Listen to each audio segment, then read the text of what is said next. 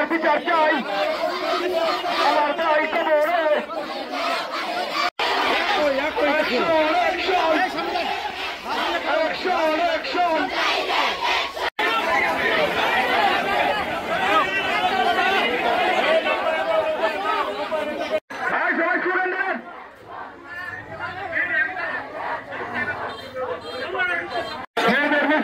থাকবে। এই সবাই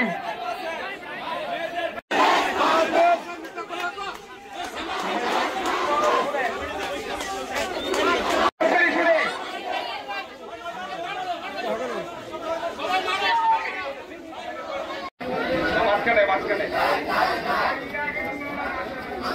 হ্যালো অ্যাকশন অ্যাকশন আমার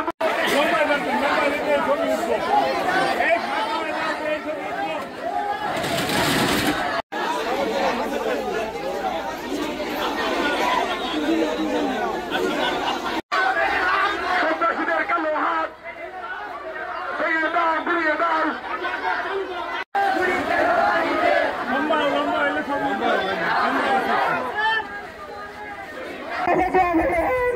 আমার ছেলে নিষ্পাপ, আমি জানি আমার ছেলে নিষ্পাপ, আমার ছেলে কোনো অন্যায় করতে পারে না।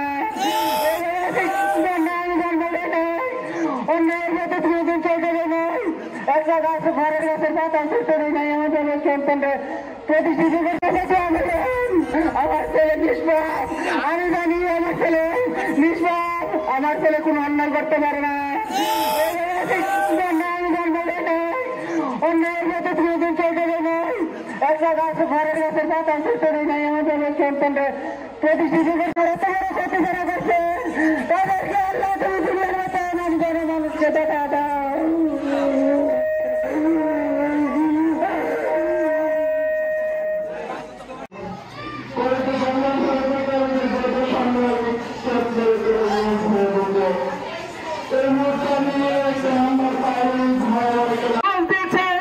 মাকে সন্তান মার কোল থেকে সন্তানকে কেড়ে নিয়েছে। আমি এই সরকারের কাছে আহ্বান জানাবো, ইতিপূর্বে আপনারা সবই শুনেছেন, সবই দেখেছেন, যত দ্রুত সম্ভব এই খুনিদেরকে গ্রেপ্তার করে ফাঁসির কাঠ গড়াই নিয়ে আসেন। অনেকটাই বালুকার মাটিতে পারভেজের বিচারের দাবি যখন কর্মী সম্মেলন করেছি এই ফ্যাসিস্ট সরকারের সময় বিভিন্ন জায়গায় আমাদেরকে বিভিন্ন অত্যাচার নির্যাতনের ভিতরে আমাদের কর্মী সম্মেলন করতে হয়েছে।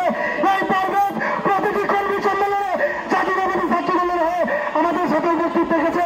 সর্বশেষে পারভেজের আত্মায় মাঠ কামনা করে এবং পারভেজ হত্যাকাণ্ডের বিচারকে আমি বালুকাবাজার ছাত্রদলের পক্ষ থেকে আপনাদের সবাইকে ধন্যবাদ জানিয়ে আমি আমার বক্তব্য শেষ করতে আসসালামু আলাইকুম ওয়া রাহমাতুল্লাহ।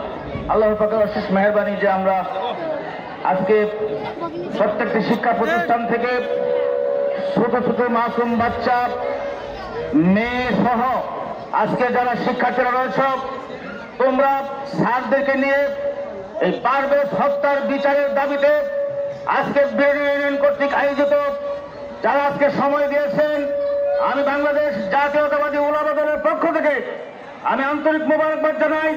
আদি শরীফ হত্যার বদলে হত্যা করতে হবে, কিন্তু এই সরকারের প্রতি আবেদন রয়েছে, আহ্বান জানাবো, আমরা হত্যা করতে চাই না, আমরা আইনের প্রতি শ্রদ্ধাশীল।